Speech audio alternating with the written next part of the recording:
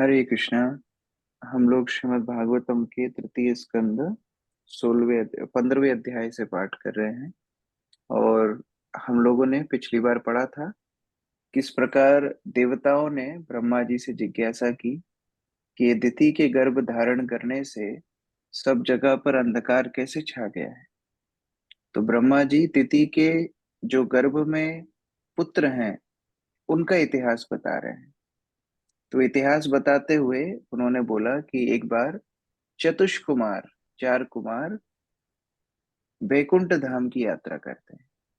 ये चार कुमार सर्वत्र हमेशा यात्रा करते रहते हैं और उसी के दौरान एक बार उनका वैकुंठ में प्रवेश होता है।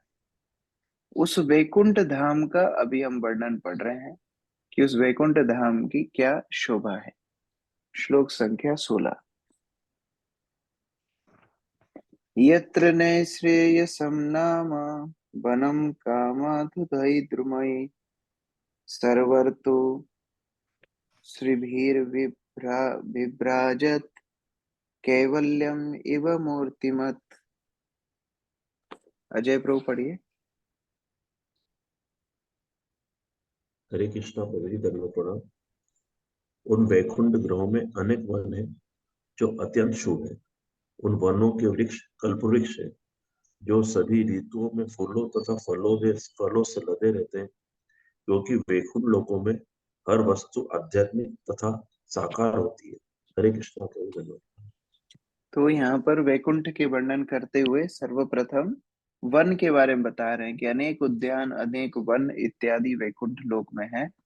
जैसे हमारे यहाँ महानगर होते हैं, पेड़ देखने के लिए भी नहीं मिलते हैं, केवल बिल्डिंग ही बिल्डिंग है, ऐसा वैकुंठ नहीं है। वैकुंठ में अनेक अनेक वन और वृक्ष हैं। और ये सारे वृक्ष कल्प वृक्ष हैं। कल्प वृक्ष मतलब जो कल्पना हम करेंगे वही फल, वही उपादान, वही वस्तु ये वृक्ष देते हैं। तो इस प्रकार से वैकुंठ की शोभा बताई जा रही है। तात्पर्य नीतू माता जी पढ़िए। हरे कृष्णा प्रभु जी, दंडवत प्रणाम। तात्पर्य: बैंकुट लोगों में भूमि, वृक्ष, फल, फूल तथा गौवे, हर वस्तु पूर्णतः आध्यात्मिक तथा साकार होती है। वहाँ के वृक्ष कल्प वृक्ष हैं। इस भौतिक लोक में वृक्ष भौतिक शक्ति के आदेशानुसार ही फल फूल उत्पन्न कर सकते हैं, किंतु बैंकुट लोगों में वृक्ष, भूमि, निवासी तथा पशु सभी आध्यात्मिक होते हैं। वहाँ वृक्ष तथा पशु तथा मनुष्य में कोई अंतर नहीं होता। यहाँ पर मूर्तिमत शब्द सूचित करता है कि हर वस्तु का आध्यात्मिक स्वरूप होता है। इस श्लोक में निर्वेशवादियों द्वारा कल्पित रूप विहीनता, निराकारता का खंडन किया गया है।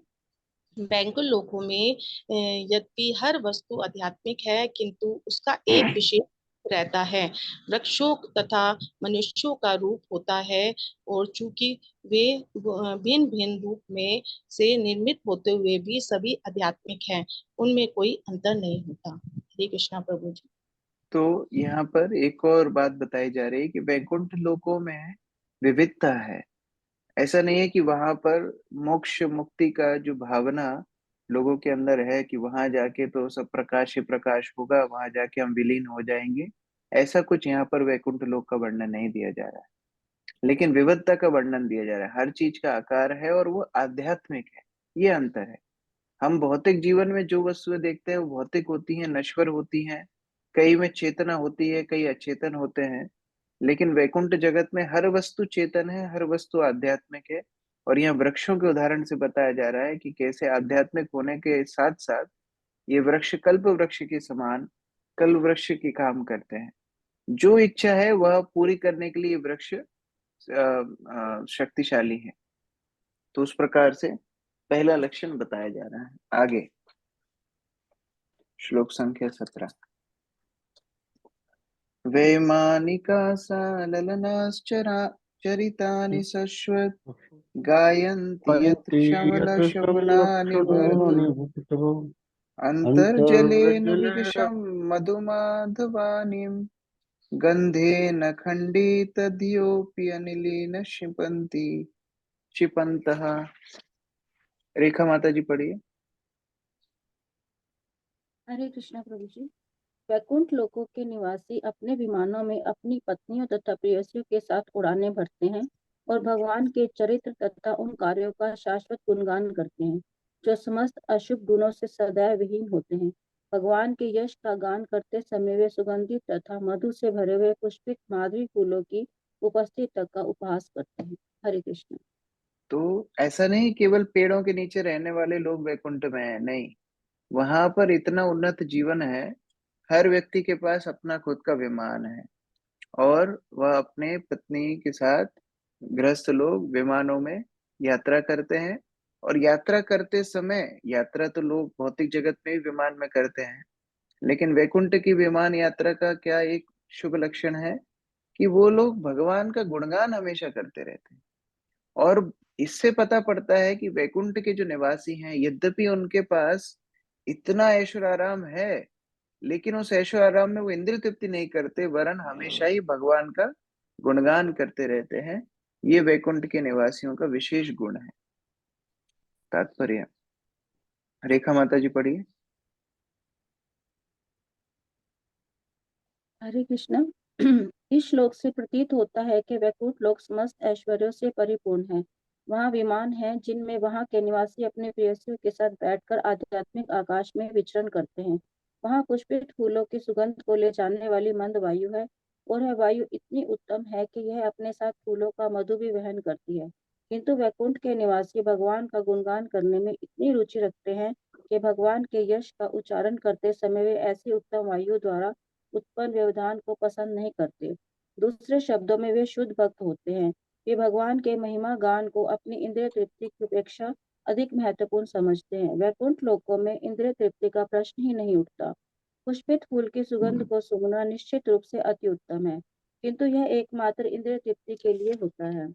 वैकुंठवासी भगवान की सेवा को सर्वोच्च वरीयता प्रदान करते हैं, अपनी इंद्रिय तृप्ति को नहीं। दिव्य प्रेम में भगवान की सेवा करने से ऐसा दिव्य आनंद मिलता है जिसकी तुलना में इंद्रिय तृप्ति नगण्य मानी जाती है।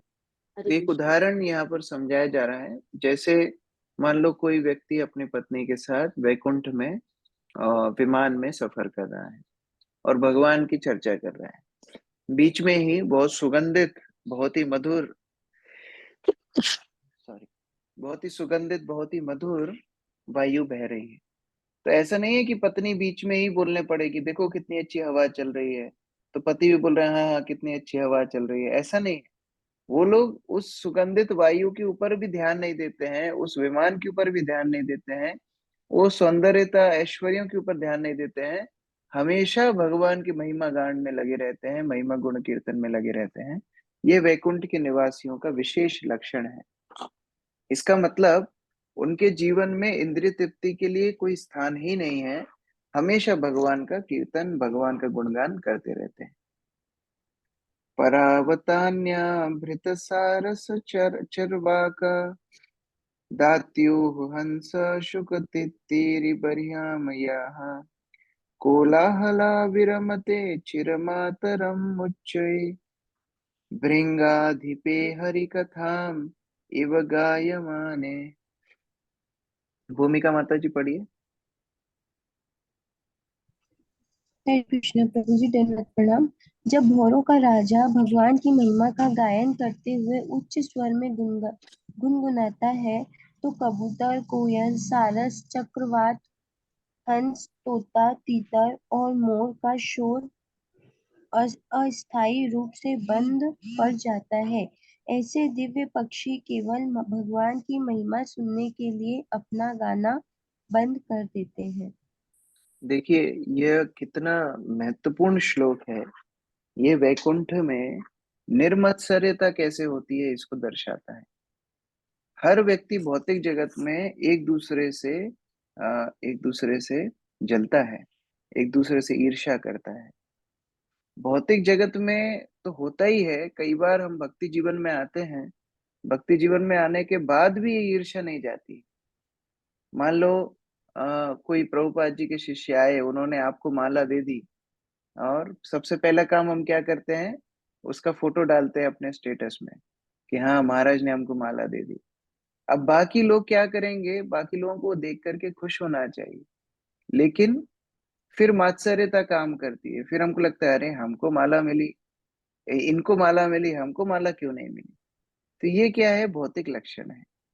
हर व्यक्ति एक दूसरे से ईर्ष्या करता है। मान लीजिए किसी ने मंदिर में आपको बोला कि आप थोड़ा कीर्तन लीड कीजिए, आप कीर्तन लीड कर रहे हैं माइक के ऊपर, लेकिन आपके साथ वाला भक्त तो अरे मुझे क्यों नहीं कीर्तन लीड करने के लिए बोला, मैं तो इनसे अच्छा गाता हूँ, मैं तो इनसे अच्छी मृदंग बजाता हूँ, मैं तो इनसे अच्छे करताल बजाता हूँ।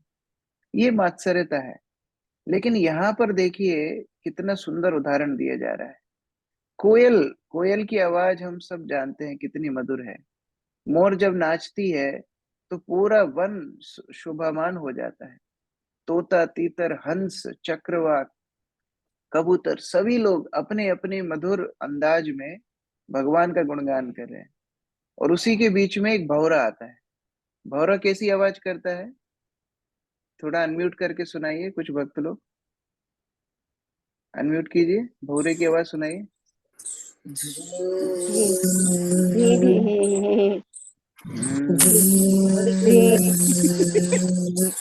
बहुत सुंदर, बहुत सुंदर। हाँ, तो ये बहुत मधुर आवाज नहीं होती है। आपके कान के सामने भौरा थोड़ा 2 मिनट, 2 मिनट छोड़िए 1 मिनट भी आवाज करेगा तो आपको बहुत इरिटेशन हो जाएगा।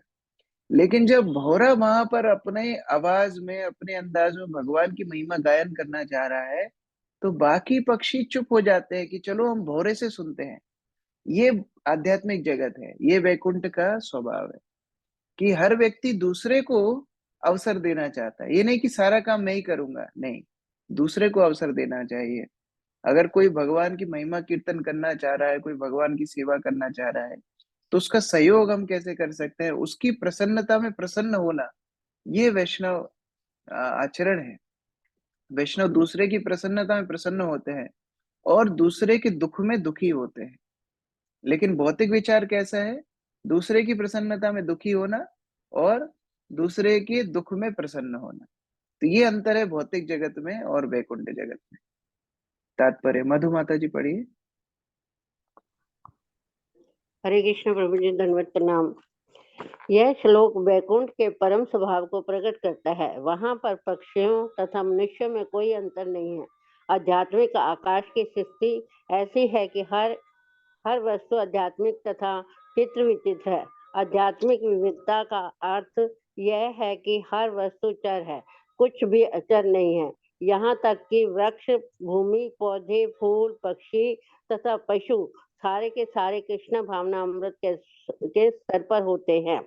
वैकुंठ लोक की विशेषता यह है कि वहाँ इंद्रिय तृप्ति का प्रश्न ही नहीं उठता। भौतिक जगत में गधा तक अपनी ध्वनि का आनंद लेता है, किंतु वैकुंठ लोकों में मोर, चक्रवाक तथा कोयल जैसे उत्तम पक्षी भी भौरों से श्री भगवान की महिमा की ध्वनि को सुनना अधिक पसंद करते हैं। वैकुंठ लोक में शरण, कीर्तन इत्यादि से आरंभ होने वाले भक्ति के सिद्धांत अधिक प्रमुख हैं। हरे कृष्णा, धन्यवाद प्रणाम। प्रभुपाद जी बोल रहे हैं भौतिक जगत में गधा भी अपनी ध्वनि का आनंद लेता है, उसको भी लगता है मैं कितना अच्छा गा रहा हूँ। लेकिन वैकुंठ जगत में जो बड़े बड़े उत्तम पक्षी हैं वह भी एक भौरे से भगवान की महिमा सुनने का पसंद करते हैं। ये श्रवण कीर्तन को प्रमुखता दी जाती है, ना कि स्वयं के मान सम्मान को, स्वयं की इंद्रिय तृप्ति को। मंदार कुंड कुरबोत पलाचम चंपकार्ण पुन्नांगनागबकुलाम्बुज पारिजातः गन्धेर्चिते तुलसी कभरेणेन तस्य यस्मिंस्तपः सुमनसो बहुमाननयन्ति। विनोद प्रभु पढ़िए। हरे कृष्ण प्रभु जी, धन्यवाद प्रणाम। यद्यपि मंदार, कुंद, कुरुम्बक, उत्पल, चंपक, अर्ण, पूर्णांग, नागकेसर, बकुल, कुमुदिनी तथा पारिजात जैसे फूलने वाले पौधे दिव्य सुगंध से पूरित हैं, फिर भी वे उसके द्वारा की गई तपस्या से सचेत है, क्योंकि भगवान तुलसी को भी दान करते हैं और स्वयं तुलसी की पत्तियों की माला पहनते हैं। हरे कृष्ण प्रभु। देखो एक और निर्मत्सर्यता का एक और उदाहरण यहाँ पर दिया जा रहा है कि इतने सुंदर सुंदर पुष्प वाले वहां पर पौधे हैं, जैसे चंपक, अर्ण, पारिजात इत्यादि। लेकिन वो सब पौधे जानते हैं कि भगवान सबसे ज्यादा प्रसन्न होते हैं तुलसी से। तो वो सब तुलसी की सराहना करते हैं, तुलसी की प्रशंसा करते हैं। ऐसा नहीं कि देखो हमारा फूल तो तुलसी के फूल से ज्यादा अच्छा है, हमारी सुगंध तुलसी की सुगंध से ज्यादा अच्छी है, नहीं। हम क्या है वो जरूरी नहीं है, भगवान किससे प्रसन्न होते हैं ये जरूरी है। तो हम भी जब भक्तों के समुदाय में रहते हैं, ये सारे गुण हमको सीखना चाहिए। देखो वैकुंठ धाम का लक्षण पढ़ने का मतलब है कि अगर हम वैकुंठ जाना चाहते हैं तो ये सारे गुण हमारे अंदर होना चाहिए। जैसे कोई अगर अमेरिका जाना चाहता है तो उसको समझना होगा वहां भाषा कौन सी बोली जाती है, तो चलो ठीक है, मुझे भी वो भाषा सीखनी चाहिए। वहां पर कैसे तौर तरीके होते हैं तो वो भी मुझे सीखना चाहिए। वहां गाड़ी किस दिशा में चलती है तो वो भी मुझे सीखना चाहिए। उसी तरह वैकुंठ के लक्षण पढ़ने का मतलब है कि हम उन तौर तरीकों को सीखें। तो अभी जो भक्तों के साथ हम रह रहे हैं, भक्तों के साथ आदान प्रदान करते हैं, तो ये सारे गुणों के ऊपर हमको बहुत ध्यान देना चाहिए। यहाँ पर बताया जा रहा है किस प्रकार सारे पुष्प, बड़े बड़े पुष्प, बड़े सुंदर सुंदर पुष्प, ये सब भी माता तुलसी की तपस्या, उनकी भक्ति से प्रेरित हैं, क्योंकि भगवान उन्हें पसंद करते हैं। तो हमें यही देखना है कि कौन भक्त गुरु गुरु किसको पसंद करते हैं, भगवान किसकी सेवा पसंद करते हैं, उसको आगे जाने का मौका देना चाहिए। ना कि अरे हम इतने साल हो गए, हम ज्यादा महत्वपूर्ण है, हमको आगे जाना चाहिए। ये भाव भौतिक भाव है। आध्यात्मिक भाव निर्मत्सर्यता का भाव है, जो हम अलग अलग उदाहरण से यहाँ पढ़ रहे हैं। अमित प्रभु पढ़िए तात्पर्य।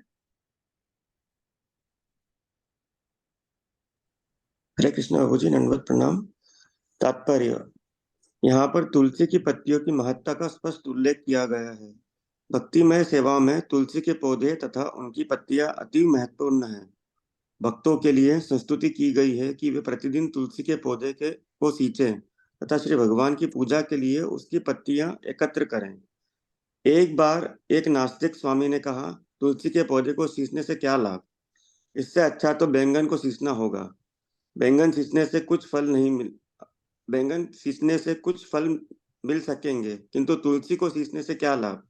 ये मूर्ख प्राणी भक्ति से अपरिचित होने के कारण कभी कभी सामान्य लोगों की शिक्षा के साथ उत्पात मचाते हैं। आध्यात्मिक जगत की सबसे महत्वपूर्ण बात यह है कि वहां भक्तों के मध्य ईर्ष्या द्वेष नहीं होता।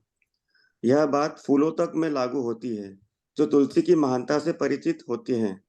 चारों कुमारों ने जिस वैकुंठ जगत में प्रवेश किया, वहां के पक्षी तथा फूल तक श्री भगवान की सेवा के प्रति सचेष्ट होते हैं। तो ये वैकुंठ हरे धाम कृष्ण। है। आध्यात्मिक जगत का मतलब ही है कि हम अपने आप को केंद्र से हटा करके भगवान को अपने जीवन का केंद्र बना, और उसी विचारधारा पर वैकुंठ के पक्षी, वैकुंठ के पुष्प इत्यादि ईर्ष्या से मुक्त भगवान की सेवा में एक दूसरे की सहायता करते हैं, एक दूसरे का गुणगान करते हैं। श्लोक संख्या 20। यशुंकलम हरिपदनाति मात्र दृष्टे वैदुर्यमारकत हेममयैर्विमानैः येषां बृहत्कटितटा स्मितशोभिमुख्या कृष्णात्मनां न राज अदधादुरुत्समध्यै। सविता माता जी पढ़िए। हरे कृष्ण प्रभु जी, दंडवत प्रणाम। वैकुंठ निवासी वैदुर्य मर्क तथा स्वर्ण के बने हुए अपने अपने विमानों में यात्रा करते हैं। यद्यपि वे विशाल नितंबों तथा सुंदर हसीले मुखों वाली अपने अपनी प्रेयसियों के साथ सटे रहते हैं, किंतु वे उनके हंसी मजाक तथा उनके सुंदर मोहकता से कामोत्तेजित नहीं होते। हरे कृष्णा। तो ये लक्षण भगवान के गुणगान का हमेशा चर्चा करने का क्या फायदा होता है, वह यहाँ पर बताया गया है कि वैकुंठ के निवासी स्वर्णिम रत्न जड़ित विमानों में यात्रा करते हैं, तो उनके ऐश्वर्य की क्या सीमा होगी। और साथ में उनकी जो पत्नी हैं, उनकी जो प्रेयसी हैं, वो इतनी सुंदर हैं कि उनके सामने भौतिक संसार की मिस यूनिवर्स, मिस वर्ल्ड, ये कॉकरोच के समान है, इतनी सुंदर है। तो इतनी सुंदर स्त्रियों के साथ भी वे बैठते हैं, हंसी मजाक इत्यादि करते हैं, लेकिन उनके बीच में काम भावना नहीं है। ये भौतिक संसार से पूरी तरीके से विरुद्ध है। भौतिक संसार में तो एक सुअर भी अपनी पत्नी के लिए काम काम वासना में लिप्त रहता है, लेकिन आध्यात्मिक जगत में इतने सुंदर सुंदर लोग हैं, इतने ऐश्वर्य में हैं, इतने वैकुंठ में विमानों में सफर कर रहे हैं, लेकिन क्योंकि भगवान की गुण महिमा कीर्तन में हमेशा लगे रहते हैं, उनके बीच में काम भावना नहीं है, उनके बीच में इंद्रिय भोग की भावना नहीं है। भूपेंद्र प्रभु पढ़िए। हरे कृष्ण प्रभु, दंडवत प्रणाम। भौतिक जगत में भौतिकतावादी व्यक्तियों द्वारा अपने कठिन श्रम से ऐश्वर्यों की प्राप्ति की जाती है। कोई तब तक भौतिक संपन्नता का भोग नहीं कर सकता जब तक उसे प्राप्त करने के लिए वह कठोर श्रम न करे। किंतु भगवत भक्तों को, जो वैकुंठ निवासी है, मणियों तथा मरकतों को दिव्य स्थिति को भोगने का अवसर प्राप्त होता है। मणिजनित स्वर्ण के आभूषण कठिन श्रम करने से नहीं, अपितु भगवान के आशीष से प्राप्त होते हैं। दूसरे शब्दों में, भक्तगण चाहे वैकुंठ जगत के हों या इस जगत के, वे कभी दरिद्र नहीं हो सकते। जैसा कि कभी कभी मान लिया जाता है उनके पास भोग के लिए पर्याप्त ऐश्वर्य होते हैं, किंतु उन्हें पाने के लिए उन्हें श्रम नहीं करना पड़ता। यहाँ यह भी कहा जाता है कि वैकुंठ लोक के निवासियों की प्रेयसियां इस भौतिक जगत में ही नहीं, प्रत्युत उच्च लोकों में जाने वाली प्रेयसों से भी कई गुना अधिक सुंदर है।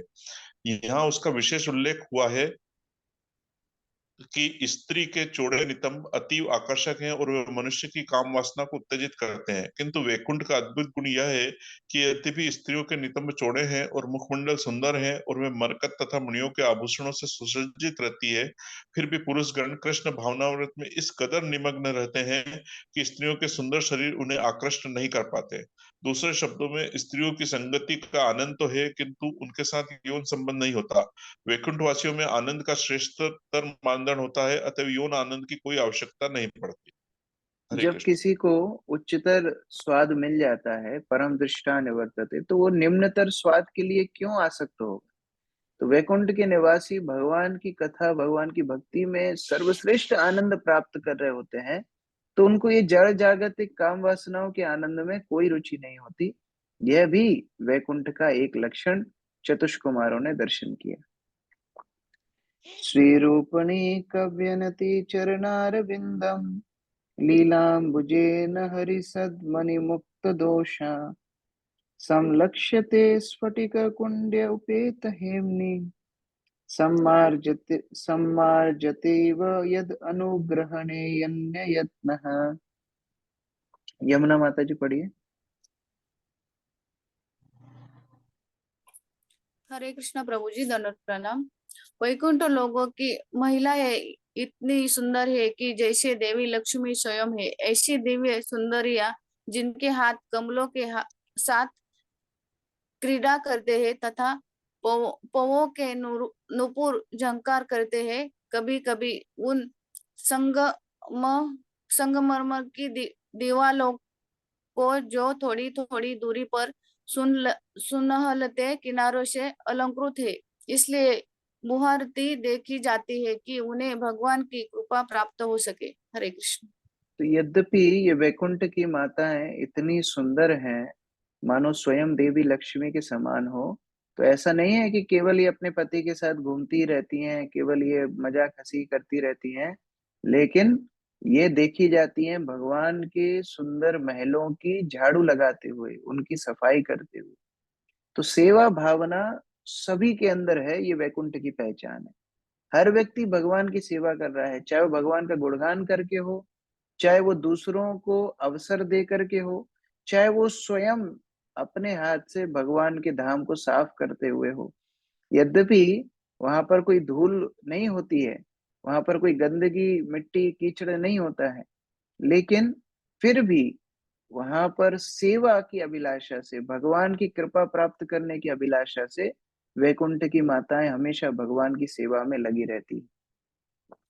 तात्पर्य अनिकेत प्रभु पढ़िए। हरे कृष्ण प्रभु जी, दंडवत प्रणाम। तात्पर्य, ब्रह्म संहिता में यह कहा गया है कि भगवान गोविंद के धाम में सदैव करोड़ों लक्ष्मियां उनकी सेवा करती है। लक्ष्मी सहस्त्र शत संभ्रम सेव्य मानम। ये करोड़ों अरबों लक्ष्मियां जो वैकुंठ लोकों में निवास करती है, पुरुषोत्तम भगवान की वास्तविक प्रेमिकाएं नहीं है, अपितु भगवत भक्तों की पत्नियां हैं और वे भगवान की सेवा भी करती हैं। यहाँ यह कहा गया है कि वैकुंठ लोकों में संगमरमर के घर बने होते हैं। इसी प्रकार ब्रह्म संहिता में कहा गया है कि वैकुंठ लोकों की फर्श स्पर्श मणि की बनी हुई है। इसलिए वैकुंठ में पत्थर को गुहारने की आवश्यकता नहीं पड़ती, क्योंकि उस पर रंच मात्र भी धूल नहीं है। फिर भी भगवान को तुष्ट करने हेतु स्त्रियां सदैव संगमरमर की दीवारों को झाड़ती रहती है। क्यों? इसलिए कि वे ऐसा करके भगवान की कृपा पाने के लिए उत्सुक रहती है। यहाँ यह भी कहा गया है कि वैकुंठ लोकों में लक्ष्मियां दोष रहित होती है। सामान्यतया लक्ष्मी जी एक स्थान पर स्थायी रूप से नहीं रहती। उनका नाम चंचला है, जिसका अर्थ है जो स्थिर न हो। अतएव हम देखते हैं कि जो व्यक्ति बहुत ही धनवान है वह अतीव निर्धन बन सकता है। एक और उदाहरण रावण का है। रावण लक्ष्मी अर्थात सीता जी को अपने साम्राज्य में ले गया, किंतु लक्ष्मी की कृपा द्वारा सुखी होने के बजाय उसका परिवार तथा सारा साम्राज्य विनष्ट हो गया। इस तरह रावण के घर में लक्ष्मी चंचला अर्थात अस्थिर है। रावण की श्रेणी के लोग केवल लक्ष्मी को उनके पति नारायण के बिना चाहते हैं। अतएव लक्ष्मी जी के कारण वे चंचल हो उठते हैं। भौतिकतावादी व्यक्ति लक्ष्मी जी में दोष ढूंढते हैं, किंतु वैकुंठ में लक्ष्मी जी भगवान की सेवा में जुटी रहती है। भाग्य की देवी होते हुए भी लक्ष्मी जी भगवान की कृपा के बिना सुखी नहीं रह सकती। लक्ष्मी जी को भी सुखी रहने के लिए भगवान की कृपा की आवश्यकता पड़ती है। फिर भी भौतिक जगत में सर्वोच्च प्राणी ब्रह्मा जी भी सुख के निमित्त लक्ष्मी की कृपा के लिए उनका मुंह जोहते रहते हैं। हरे कृष्ण। तो यहाँ पर दो सिद्धांत बहुत ही स्पष्ट रूप से प्रभुपाद जी ने हमको बता रहे हैं। पहला तो है कि यद्यपि वैकुंठ में साफ सफाई की जरूरत नहीं है, फिर भी ये माताएं हमेशा साफ सफाई में लगी रहती हैं। एकमात्र कारण है कि भगवान की कृपा चाहती हैं सेवा के माध्यम से। तो इससे हमको क्या सीखना चाहिए? इससे हमको ये सीखना चाहिए कि जब सेवा का अवसर मिलता है तो हमको ये नहीं सोचना चाहिए कि देखो मेरी जरूरत पड़ गई इन लोगों को, प्रभु जी भले ही कितना भी डांटे लेकिन काम पड़ता है तो हमें ही फोन लगाते हैं। ऐसा नहीं सोचना चाहिए। हमें सेवा की जरूरत है, यह सोचना चाहिए। तो जब सेवा का अवसर मिलता है तो ये सोचना चाहिए कि देखो वैकुंठ धाम में जैसे किसी की आवश्यकता नहीं है साफ सफाई करने के लिए, वो तो वैसे ही साफ रहता है, ऐसे ही भगवान का मंदिर भगवान की इच्छाओं से हमेशा ही पूरित है। वहां पर सेवा चलेगी चलेगी। लेकिन हमें अवसर मिल रहा है, ये हमारा सौभाग्य है कि हमको कृपा भगवान की प्राप्त हो रही। तो यह भावना से भगवान की सेवा करनी चाहिए।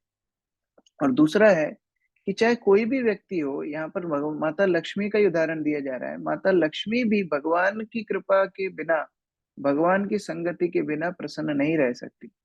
यहाँ प्रभुपाद जी उदाहरण दे रहे हैं कि सीता को रावण भगवान से दूर ले गए, तो सीता माता भगवान राम से दूर रहते हुए सोने की लंका में ले गए, और यहाँ भगवान राम के साथ वन में थी। लेकिन वन में भगवान के साथ प्रसन्न थी और वहां सोने की लंका में भी सीता प्रसन्न नहीं थी, क्योंकि बाह्य आवरणों से, बाह्य ऐश्वर्य से प्रसन्नता नहीं, वरन भगवान की संगति, भक्तों की संगति, भगवान की कृपा, भक्तों की कृपा, इससे जीवात्मा प्रसन्न होता है।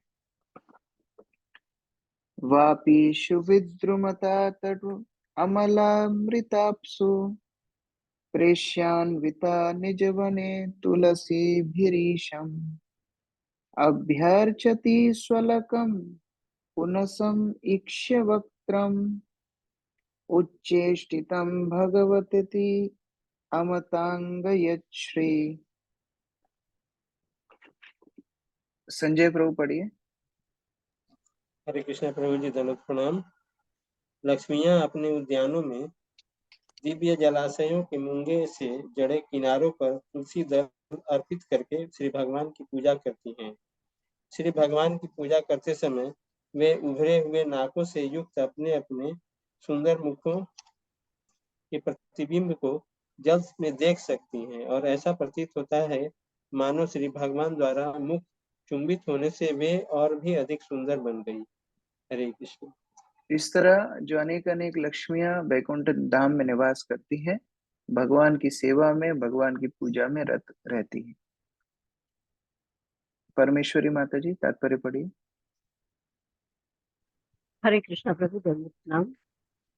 तात्पर्य: सामान्यतः जब किसी स्त्री का पति उसका चुंबन करता है तो उसका मुख अधिक सुंदर हो जाता है, वैकुंठ लोक में भी यद्यपि लक्ष्मी जी उतनी ही सुंदर हैं जितनी की कल्पना की जा सकती है, तो भी वे भगवान द्वारा चुंबित होने के लिए प्रतीक्षित रहती हैं, जिससे उनका मुख और अधिक सुंदर लगे। जब लक्ष्मी जी अपने उद्यान में तुलसी दलों से भगवान की पूजा करती हैं, तो दिव्य निर्मल जल वाले तालाबों में उनका सुंदर मुख दिखता है। हरे कृष्ण। श्री चैतन्य चरितामृत में श्री चैतन्य महाप्रभु एक बहुत ही सुंदर सिद्धांत बताते हैं। वो बताते हैं कि गोपियां भगवान श्री कृष्ण के होठों का, अधरों का अमृत पान करने के लिए लालायित रहती हैं, लेकिन वो अमृत हमको रोज प्राप्त होता है। तो अभी आप बोलेंगे हमको कैसे रोज प्राप्त होता है? भगवान का जो प्रसाद है वो भगवान के अधरों को स्पर्श किया है, वो भगवान के अधरों का अमृत है। तो जिस प्रकार यहाँ लक्ष्मी और सुंदर बन गई भगवान के अधरों का पान करके, उसी तरह जब भक्त लोग महाप्रसाद ग्रहण करते हैं तो वो और सुंदर बन जाते हैं, वो और ज्यादा भक्ति में आगे बढ़ते हैं। तो जब भगवान का महाप्रसाद हम स्पर्श करते हैं तो हमको ये सोचना चाहिए कि वास्तव में भगवान का अधरों का अमृत हम प्राप्त कर रहे हैं।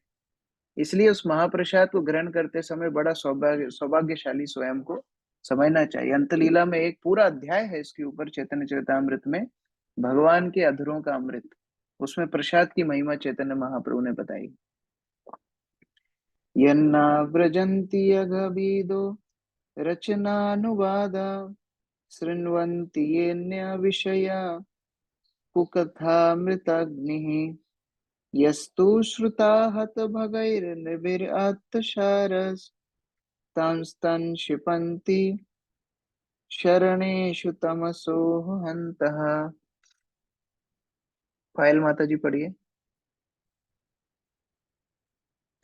हरे कृष्णा प्रभु जी।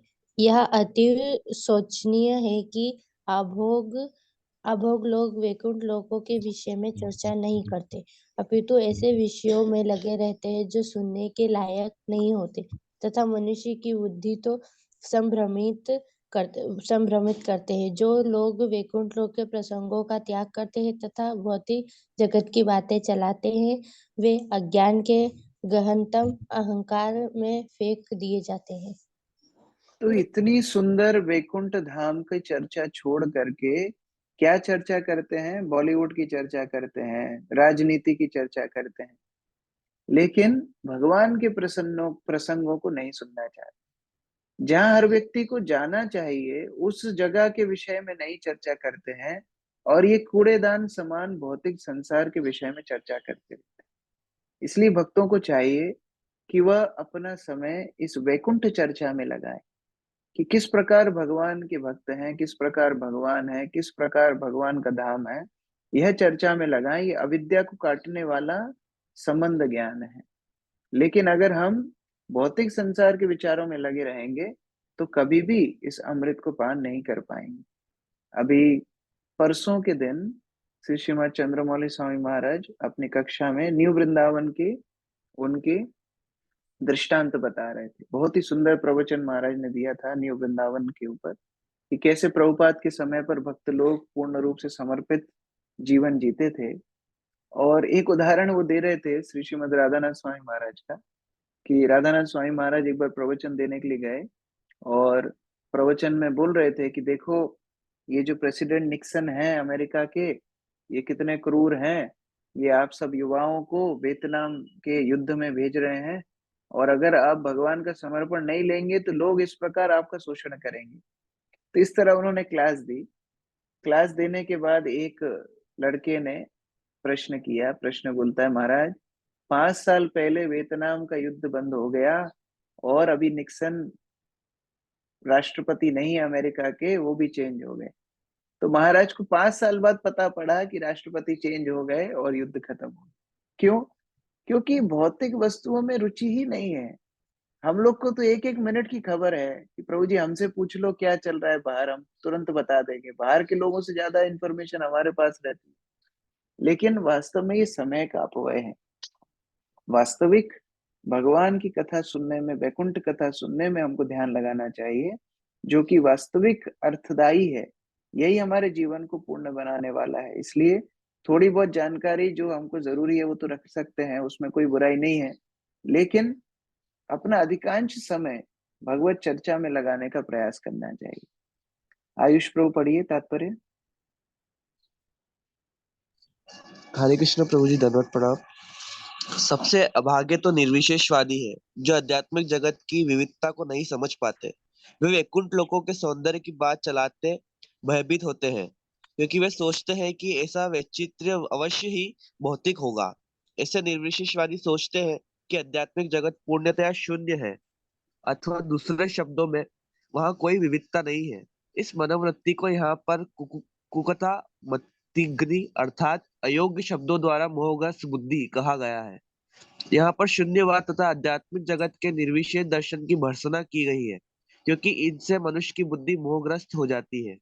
निर्विशेषवादी तथा शून्यवादी इस जगत के विषय में, जो चित्र वैचित्र से परिपूर्ण है, सोच ही कैसे सकते हैं, और तब कह सकते हैं कि आध्यात्मिक जगत में चित्र वैचित्र नहीं है। ऐसा कहा जाता है कि यह भौतिक जगत आध्यात्मिक जगत का विकृत प्रतिबिंब है। अतएव जब तक आध्यात्मिक जगत में चित्र वैचित्र नहीं होगा, तब तक इस भौतिक जगत में क्षणिक चित्र विचित्र कैसे हो सकता है? कोई इस भौतिक जगत को पार कर सकता है? इस बात का अर्थ यह नहीं है कि यहाँ दिव्य विविधता नहीं है। श्रीमद् भागवतम में और विशेष रूप से इस श्लोक में इस बात पर बल दिया गया है कि जो लोग आध्यात्मिक आकाश तथा वैकुंठ लोगों के वास्तविक दिव्य रूप के विषय में विचार विमर्श करने तथा समझने का प्रयास करते हैं, वे भाग्यवान हैं। वैकुंठ लोगों की विविधता श्री भगवान की दिव्य लीलाओं के संबंध में वर्णित है, किंतु लोग आध्यात्मिक धाम तथा श्री भगवान के दिव्य कार्यकलापों को समझने का प्रयास करने के बजाय राजनीति तथा आर्थिक विकास में अधिक रुचि दिखाते हैं। इस जगत यहाँ जहाँ उन्हें कुछ वर्षों तक ही रहना है, उसकी स्थिति से संबंधित समस्याओं को हल करने हेतु वे अनेकानेक सम्मेलनों, गोष्ठियों तथा चर्चाओं का आयोजन करते हैं, किंतु वे वैकुंठ लोक की आध्यात्मिक स्थिति को समझने में रुचि नहीं दिखाते। यदि वे तनिक भी भाग्यशाली हुए तो वे भगवत धाम वापस जाने में रुचि दिखाते हैं, किंतु जब तक वे आध्यात्मिक जगत को समझ नहीं लेते, वे इस भौतिक अंधकार में लगातार सड़ते रहते हैं। हरे कृष्ण। तो इस प्रकार ये बहुत ही सुंदर रूप से ब्रह्मा जी का वर्णन चल रहा है आध्यात्मिक आकाश का, और हर एक श्लोक में इतनी सारी शिक्षाएं हैं कि हम थोड़ा सा अगर विचार करें, दो तरह से इन श्लोकों को हमको पढ़ना है, समझना है। एक तो कि आध्यात्मिक आकाश कैसा है, यह जानकारी हमको होना चाहिए, और दूसरा उसी तरह हमको भक्तों के समूह में भी रहना चाहिए। ये दोनों तरह से इन श्लोकों को पढ़ना है। एक तो कि आध्यात्मिक आकाश के बारे में जानकारी हमको मिल रही है, वो तो अच्छी बात है, लेकिन दूसरी बात है कि जैसे वैकुंठ में निवासी रहते हैं उसी तरह तो हमको भी रहने का अभ्यास करना है। तो भक्तों के समुदाय में भी हम इसी तरह रहने का प्रयास करें, यह भी शिक्षा हमको इन श्लोकों से लेना है। तो ये बहुत सारी शिक्षाओं के साथ, बहुत सारी मधुरता के साथ ब्रह्मा जी वर्णन कर रहे हैं आध्यात्मिक आकाश। कल से हम आगे श्लोक संख्या 24 से पढ़ेंगे। किसी का कोई प्रश्न है? प्रभु जी हरे कृष्णा, दंडवत प्रणाम प्रभु जी। यस प्रफुल्ल प्रभु प्रभु। जी, जैसा कि ऐसा कहा गया है कि मनुष्य योनि ही है जिसके द्वारा हम गोधाम या बैकुंठ जा सकते हैं। तो अभी इसमें बता रहे हैं कि बैकुंठ धाम में पशु और ये गाय मतलब सब वहां पर रहते हैं, तो फिर जब उसका बीज तो मनुष्य योनि है, तो फिर ये पशु वहां कैसे पहुंचे डायरेक्ट? इसमें दो बातें हैं। पहली बात तो मनुष्य योनि से हम जाते हैं, लेकिन हम आत्मा है, हम मनुष्य नहीं है। तो जब जीवात्मा वहां जाती है तो अपने संबंध के अनुसार, भगवान की सेवा के अनुसार उसको वहां पर अपना शाश्वत स्वरूप मिलता है। तो हम यहाँ मनुष्य, इसका मतलब ये नहीं है कि आध्यात्मिक जगत में भी हम मनुष्य ही रहेंगे, ऐसा नहीं है। हो सकता है वहां पर हम भगवान की अलग अलग सेवाओं में लगे हों। जैसे जो रामायण में केवट का प्रसंग आता है, वह केवट आध्यात्मिक जगत में, क्षीर सागर में वह एक कछुआ था, तो वह कछुआ था, यहाँ पर आके मनुष्य बना। इसी तरह माधवेंद्रपुरी का दृष्टांत आता है, वो आध्यात्मिक आकाश में एक पेड़ थे, वह पेड़ यहाँ पर आके मनुष्य आकार लेके भगवान की सेवा की। तो यहाँ पर मनुष्य, इसका मतलब ये नहीं वहां भी मनुष्य हो, वहां पर अलग अलग सेवाओं की विविधता के अनुसार वहां सेवा की जा सकती है। और दूसरा है आपका जो दूसरा एक और उसमें प्रश्न था कि केवल मनुष्य, ऐसा नहीं है। अधिकांश रूप से केवल मनुष्य भगवत धाम जाते हैं, लेकिन कुछ कृपा सिद्ध पशु पक्षी भी भगवत धाम जाते हैं। जैसे चैतन्य चरितामृत में कई उदाहरण हैं कि एक कुत्ता चैतन्य महाप्रभु के पास गया, महाप्रभु ने कुत्ते का उद्धार किया, वो कुत्ता डायरेक्ट मनुष्य योनि में नहीं, डायरेक्ट भगवत धाम गया। तो इस तरह कई प्रसंग ऐसे भी हैं जो पेड़ और पशु भी भगवत धाम जाते हैं, लेकिन इसका मतलब ये नहीं कि वो जाके फिर पशु ही वहां पर बनेंगे। हो सकता है वहां पर जाकर के उनको अलग स्वरूप में भगवान की सेवा करनी हो, तो उस तरह है। ठीक है, thank you Prabhu ji, Hare Krishna, thank you. Rekha माता जी। हरे कृष्णा प्रभु जी। प्रभु जी, जैसे आपने बोला था कि दीति ने जब गर्भ धारण किया तो 100 वर्षों तक वो नहीं हुए और वहाँ अंधकार रहा, तो ये अंधकार मतलब सूर्य और चंद्रमा मतलब अंधकार को दोबारा मतलब प्रकाश नहीं दिया उन्होंने, या कितने वर्षों के बाद हुआ? वो समय 100 वर्षों तक अंधकार रहा, मतलब ये मंद हो गए। जैसे कभी कभी बल्ब धीरे धीरे जब समय हो जाता है तो मंद हो जाता है ना, पहले जैसा प्रकाश नहीं दे रहे थे।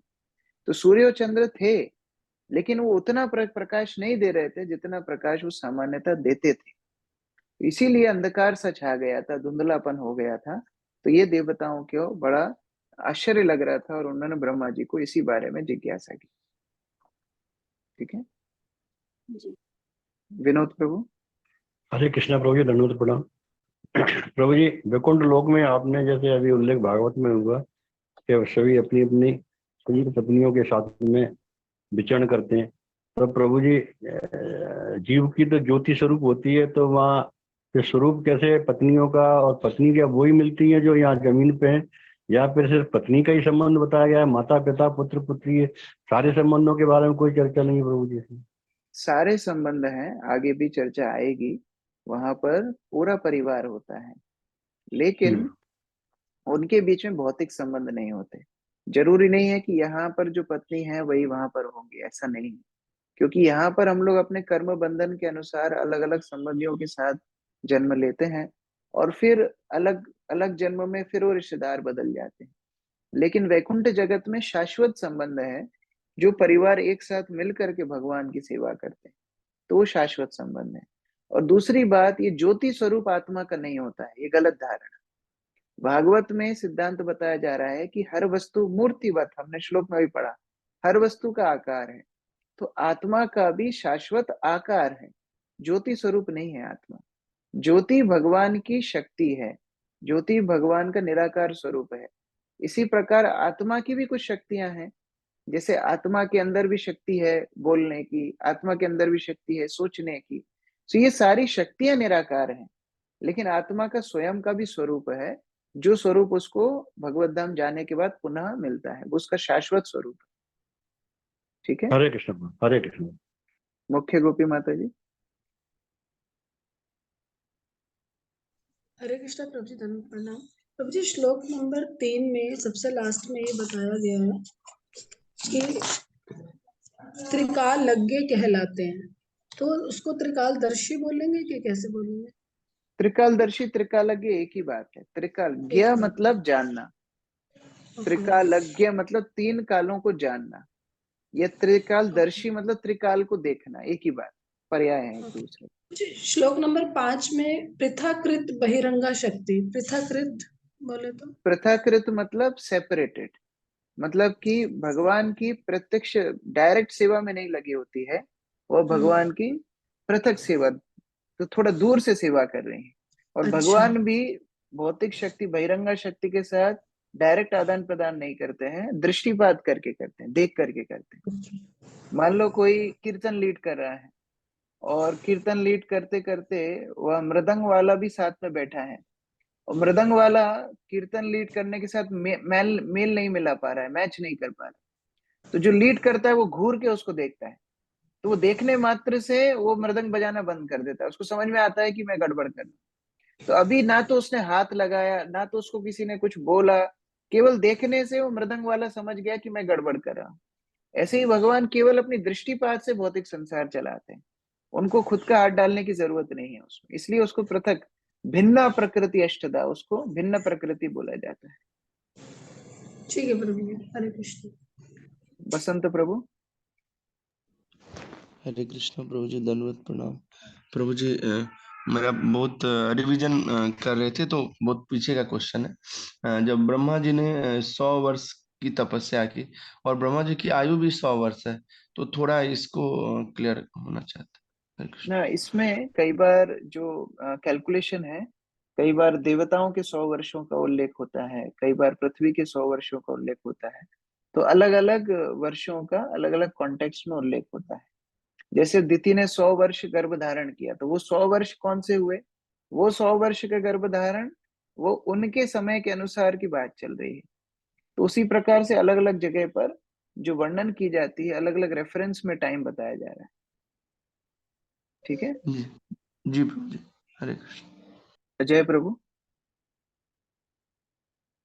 हरे कृष्णा प्रभु जी, दंडवत प्रणाम।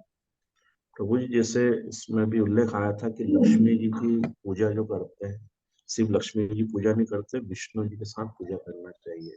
जनरली दीपावली पर प्रभु जी लक्ष्मी जी, सरस्वती और गणपति जी का ही पूजा होता है। और एक उल्लेख आता है प्रभु जी कि भगवान राम जब अयोध्या वापस आए थे लौट कर राजा बनाए हुए थे, तब ये दीपावली बनाई जाती है। तो प्रभु जी ऐसे शास्त्रों में कहाँ उल्लेख है या ऐसे पूजा करना चाहिए क्या? मजे की बात यह है कि शास्त्र में कहीं उल्लेख नहीं है कि लक्ष्मी सरस्वती गणेश की एक साथ पूजा की जाए और भगवान विष्णु वहां पर ना हो।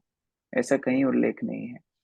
वरन ऐसा उल्लेख जरूर है कि जो लोग लक्ष्मी की पृथक पूजा करते हैं भगवान विष्णु के अलग, उनको लक्ष्मी कभी भी नहीं मिलती। इस तरह उल्लेख जरूर है। क्योंकि सामान्यतः भी जब कोई पति पत्नी वैदिक अनुष्ठान में बैठते हैं तो अकेला पति नहीं बैठ सकता है या अकेली पत्नी नहीं बैठ सकती है, दोनों को साथ में बैठना होता है। तो इसी प्रकार जब पूजा होती है तो कभी भी हम मंदिरों में भी कभी केवल कृष्ण की पूजा नहीं होती, केवल राधा रानी की पूजा नहीं होती, राधा कृष्ण की पूजा होती है, सीताराम की साथ में लक्ष्मी पूजा होती है। उसी तरह यहाँ पर भी हम देखते हैं लक्ष्मी नारायण की साथ में पूजा होनी चाहिए। और उस दिन केवल ऐसा ही नहीं कि लक्ष्मी जी उत्पन्न हुई थी, बहुत सारी चीजें हुई। उस दिन दामोदर लीला हुई थी तो भगवान दामोदर की पूजा होनी चाहिए। भगवान राम अयोध्या वापस आए थे तो भगवान राम की पूजा होनी चाहिए। बहुत सारी बात। लेकिन लोगों को क्या लगता है, भगवान राम क्या देंगे, मर्यादा ही देंगे, कृष्ण क्या देंगे, थोड़ी सी मधुरता देंगे, लेकिन मिलेगा तो लक्ष्मी जी से, मेल माल तो मिलना है लक्ष्मी जी से, तो लक्ष्मी जी की पूजा कर लेते। इसीलिए वो एक चलन चल गया है। लेकिन भगवान कृष्ण ने ये सब देवी देवताओं की पृथक पूजा बंद कराई। भगवान कृष्ण स्वयं इंद्र पूजा अपने घर में बंद कराते हैं।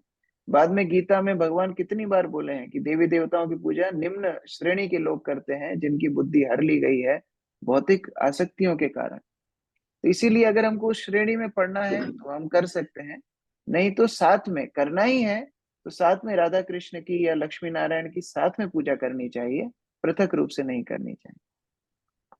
ठीक है। हरे कृष्णा, दंडवत प्रणाम। रंगनी प्रिया माता जी। हरे कृष्ण प्रभु जी, दंडवत प्रणाम। प्रभु जी, जैसे अभी श्लोक में आया कि वहाँ पे सारे जो पक्षी हैं, कोयल कितना सुंदर है, लेकिन भंवरे की मतलब वो आवाज तो कितनी वैसे यहाँ पे हमको बुरी लगती है, लेकिन वहाँ उनकी भगवान की महिमा उनसे सुनते हैं, फूलों के भी जैसे बताया। लेकिन यहाँ पे हम कोशिश करते हैं, लेकिन आजू बाजू कुछ ऐसी चीजें हो जाती हैं परिवार में भी, तो हम उसको किस तरीके से हैंडल करें? बार बार स्वयं को अभ्यास कराना चाहिए। देखिए, हमको अभी भौतिक जगत में करोड़ों करोड़ों जीवन का अभ्यास है, कैसे हम दूसरों को शोषण करें, कैसे हम दूसरों से ईर्ष्या करें, ये हमारा अभ्यास हो गया है। अभी हमको पुनः अभ्यास करना है आध्यात्मिक आकाश में जाने के लिए। गंदी आदतें जितनी जल्दी लगती हैं उतनी जल्दी छूटती नहीं है, तो हमको अभ्यास करना चाहिए। ठीक है, फिर ईर्ष्या हुआ, फिर अपने आप को सुधारना चाहिए, नहीं नहीं ऐसा तो मुझे नहीं करना चाहिए। इसीलिए जब हम शास्त्र पढ़ते हैं बार बार पढ़ना चाहिए, जिससे हमको याद रहे कि नहीं ये स्वभाव हमारा है, हम जो अभी कर रहे हैं वो गलत है। अगर हम पढ़ेंगे नहीं, बार बार सुनेंगे नहीं, तो भावना मन में कभी आएगी नहीं। अभी ये भावना आ रही है, इसका मतलब ये है कि हाँ शास्त्र काम कर रहे हैं। तो इसलिए रोज नित्य भागवत सुनना है, नित्य भागवत पढ़ना है, भक्तों का संग करना है, जिससे हम बार बार याद दिला सकें अपने आप को कि नहीं, हमारा ये असली स्वभाव नहीं है, हमें ईर्ष्या से मुक्त होना है, हमें अनर्थों से मुक्त होना है। और इसी आधार पर हम अपनी भक्ति में आगे बढ़ पाएंगे। तो इस तरह अभ्यास बहुत आवश्यक है। लेकिन प्रभु जी आजू बाजू कुछ चीजें ऐसी हो जाती हैं, कुछ मतलब हो जाता है, तो उसको किस हिसाब से मतलब हैंडल करें? देखिए, दो ऑप्शन है आपके पास। या तो पैर में कांटे ना लगे, इसके लिए आप पूरी पृथ्वी पर कारपेट बिछा दीजिए, ये एक ऑप्शन नंबर 1। ऑप्शन नंबर 2, चप्पल पहन लीजिए। कौन सा अच्छा है? चप्पल पहन लेंगे वो ज्यादा। तो आजू बाजू को नहीं सुधार सकते हैं। आजू बाजू भौतिक दुखालयम अशाश्वतम, वो होने ही वाला है। भौतिक संसार में उठपटांग काम होंगे ही होंगे, वो नहीं सुधार सकते हम। लेकिन हम चप्पल जरूर पहन सकते हैं। इसका मतलब हम स्वयं को सुधार सकते हैं, हम स्वयं की चेतना को शुद्ध कर सकते हैं, हम स्वयं के अभ्यास को बढ़ा सकते हैं कि हमको इन सब चीजों में लगना है, कि हमको भगवत प्राप्ति के लिए और अग्रसर होना है। ये हम अपने आप को जरूर प्रेरित कर सकते हैं। ठीक है, थैंक यू प्रभु। हरे कृष्ण। हरे कृष्ण। श्रील प्रभुपाद की जय। ग्रंथराज श्रीमद् भागवतम की जय। समवेत भक्तवृंद की